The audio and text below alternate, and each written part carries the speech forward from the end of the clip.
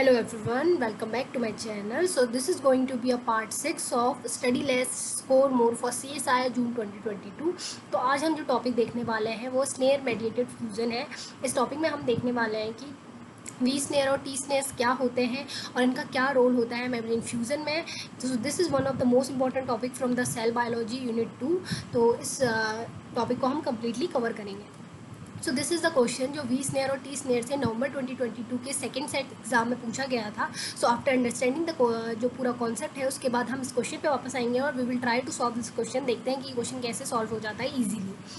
So first in the last lecture मैंने आपको बताया था कि जब भी कोई प्रोटीन ईआर पे सिंथेसाइज होती है और उसके बाद जब ईआर से वो प्रोटीन ट्रांसपोर्ट होनी होती है गोल्जी में, तो वो कॉप2 वेसिकल्स का यूटिलाइजेशन करती है। तो ये हमारी कोई ईआर है, यहाँ पे कोई प्रोटीन है सपोज, और ये इस वेसिकल में बर्ड ऑफ होके गोल्जी के पास जाने वाला है। तो ये जो है वेसिकल कॉप2 के फॉर्म में यहाँ से गोल्जी के पास जाएगा, फ्यूज़न इस तरीके से होगा। सो जब भी हमारा किसी वेसिकल का दूसरे मेम्ब्रेन पे टारगेट मेम्ब्रेन पे फ्यूज़न होता है तो उस फ्यूज़न के लिए हमें कुछ प्रोटीन रिक्वायर्ड रहती है। उन प्रोटीन को हम बोलते हैं स्नेयर प्रोटीन।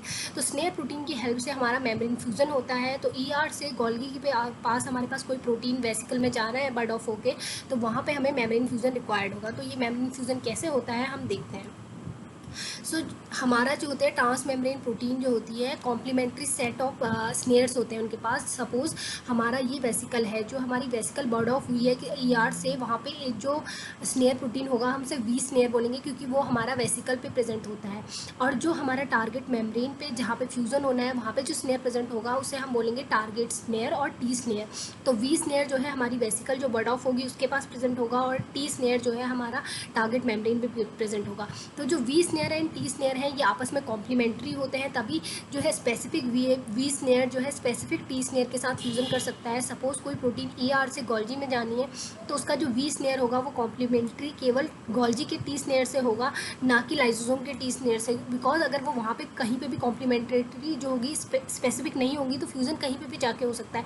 इसलिए फ्यूज़न स्पेसिफिक जगह पे जाके हो, इसलिए जो है कॉम्प्लीमेंट्री टी स्नेयर और वी स्नेयर होना जरूरी है। तो ये हमारा कार्गो है, जो कार्गो है जिसके जो कार्गो रिसेप्टर की हेल्प से बाइंडेड है। और ये वेसिकल जो हमारी बर्ड ऑफ हुई है, यहाँ पे हमारा एक वेसिकल स्नेयर प्रेजेंट है, वी स्नेयर जिसे हम कहते हैं, और एक रैप जीटीपी प्रेजेंट है।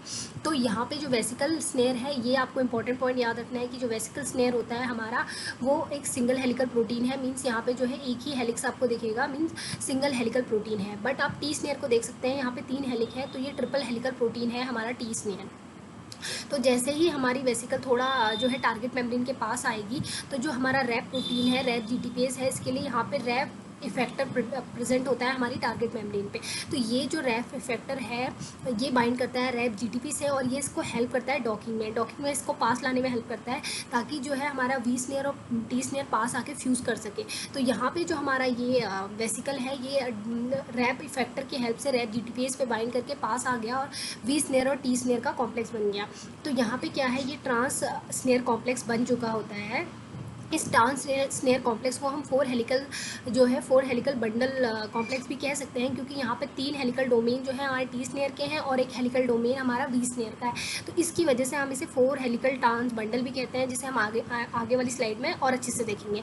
तो यहाँ पे जैसे ही इन दोनों का फ्यूज़न हुआ तो क्या होगा कि जो रैप जीटीपी है उसकी जीटीपी हाइड्रोलाइज होके फॉस्फेट निकल जाएगा और वो कन्वर्ट हो जाएगा रैप जीडीपी में, और रैप जीडीपी पे कन्वर्ट होते ही यहाँ पे मेम्ब्रेन का फ्यूज़न हो जाएगा, जो कार्गो प्रोटीन है वो डिलीवर हो जाएगा और यहाँ पे हमारा वी स्नेयर और टी स्नेयर का फ्यूज़न हो जाएगा। इस प्रोटीन को सेल के अंदर कैसे होता है और डिटेल में हम देख सकते हैं। तो वी स्नेयर और टी स्नेयर के पास हेलिकल डोमेन होते हैं, जो मैंने आपको पहले ही बताया कि V snare single helical domain होता है और टी स्नेयर के पास 3 हेलिकल डोमेन होते हैं। तो ये दोनों आपस में रैप करेंगे तो एक वेरी स्टेबल 4 हेलिकल बंडल बनता है। तो यहाँ पे क्या बनता है, 4 हेलिकल बंडल। ये सारी एक्टिविटी जो है हमारी साइटोप्लाज्म में हो रही है, और साइटोप्लाज्म में क्या है, ये हमारा ईआर की मेम्ब्रेन है और सपोज ये हमारी गोल्जी की मेम्ब्रेन है, तो इनके बीच में हमारा वाटर प्रेजेंट है।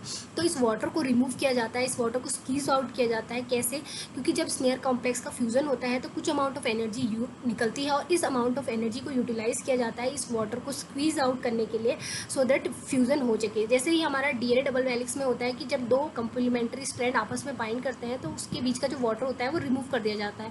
तो इसी तरीके से यहाँ पे 2 हेलिक्स जब आपस में कंबाइन होते हैं तो इनके बीच का जो वाटर है उसे रिमूव आउट स्क्वीज आउट कर दिया जाता है। तो अब यहाँ पे देख सकते हैं कि ये 4 हेलिकल बंडल बन चुका है, या फिर इसे हम क्या कह सकते हैं, ट्रांस स्नेयर कॉम्प्लेक्स भी बोल सकते हैं। तो इस तरीके से हमारा 4 हेलिकल बंडल बन जाएगा। बट अब जब हमारा जो फ्यूज़न हो गया वो हो चुका है और ट्रांस लेयर का 4 हेलिकल बंडल भी फॉर्म हो चुका है, बट अब क्या है कि ये तो हमारे जो कार्गो प्रोटीन है वो डिलीवर हो चुकी है, बट नेक्स्ट राउंड में कोई वेसिकल फिर से आएगी और उसका फिर से फ्यूज़न होगा। तो इसके लिए क्या है कि इस हेलिकल जो बंडल है इसको डिसोशिएट किया जाए। तो इसको डिसोशिएट करने के लिए जो प्रोटीन रहती है उसे हम बोलते हैं NSF। तो ये NSF जो है साइकिलिंग मीन साइकिल ऑफ करती है between membrane and the cytosol, और ये डिसअसेंबली के प्रोसेस को जो है प्रमोट करती है। तो NSF जो है एक हमारी हेक्सामेरिक ATPase है, मींस ATPase है तो ये ATP का यूटिलाइजेशन करेगी ऑब्वियसली फ्यूजन के लिए। तो ये बिलोंग करती है AAA ATPase फैमिली को और यूज़ करती है ATP हाइड्रोलाइसिस सो दैट इनकी डिसअसेंबली हो सके। तो यहाँ पे कुछ एसेसरी प्रोटीन रहते हैं और NSF रहता है और ATP रहता है। तो ये NSF ATP और एसेसरी प्रोटीन की हेल्प से क्या करता है, स्नेयर कॉम्प्लेक्स का डिसोशिएशन करा देता है। तो यहाँ पे हमारा V स्नेयर और T स्नेयर अलग हो जाते हैं फिर से।